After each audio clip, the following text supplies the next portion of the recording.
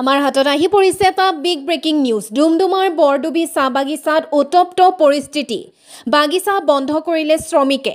পুনৰবাৰ জনাব বিচাৰিছো অল আছাম নিউজ 30 দৰ্শকসকলক এটা বিগ ব্ৰেকিং নিউজ। ডুমডুমাৰ বৰডুবি চাহ বাগিচাত উত্তপ্ত পৰিস্থিতি। বাগিচা বন্ধ কৰিলে শ্ৰমিকে। উপকৰ্মচাৰী খালীপদ পূৰণ, শ্ৰমিকৰ গ্ৰেচুইটি, ভৱিষ্যত নিধি ধন সোনকালে মোকলাই দিয়া আদি মুঠ 10 দফীয়া দাবীৰে শ্ৰমিকে বাগিচা বন্ধ কৰি কলঘৰৰ সন্মুখত বিভিন্ন শ্লোগান দি তীব্ৰ প্ৰতিবাদ সাব্যস্ত কৰে। দীৰ্ঘদিনৰ পৰা শ্ৰমিকসকলে দাবী জনাই আছিল, কিন্তু বাগিচা পৰিচালকে কোনো গুৰুত্ব নিদিয়াৰ অভিযোগ। ডিগবৈৰ পৰা বিনন্দ কোঁৱৰৰ ৰিপৰ্ট, অল আছাম নিউজ 30।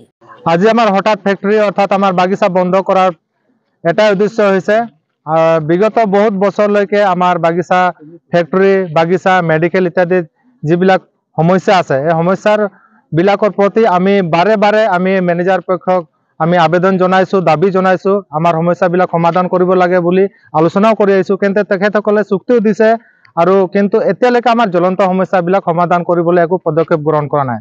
সেয়ে আমি অতিকৈ বিক্ষোভ হৈ আজিৰ এই ধাৰণা কাৰ্যসূচী হাতত ল'বলৈ বাধ্য হ'লোঁ। কাৰণ আমি দেখিবলৈ পাইছোঁ, আমাৰ মেডিকেলৰ পৰা, বাগিচাৰ পৰা আমাৰ লাইনৰ জৰাজীৰ্ণ অৱস্থাত থকা ঘৰবিলাক আৰু টেম্পৰাৰী অৰ্থাৎ অস্থায়ী কৰ্মচাৰী যিবিলাকে নামকাটি হৈ যোৱাৰ পিছত সময়ৰ মতে সিহঁতে যিবিলাক সেটেলমেণ্ট বা PF পইচাবিলাক, ধনবিলাক পাব লাগে, সেইবিলাকৰ পৰা সিহঁতে বঞ্চিত হৈ আছে।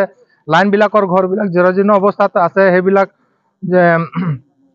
মেৰামতি কৰি দিব লাগে, সেইবিলাকো এতিয়ালৈকে হ'ব পৰা নাই।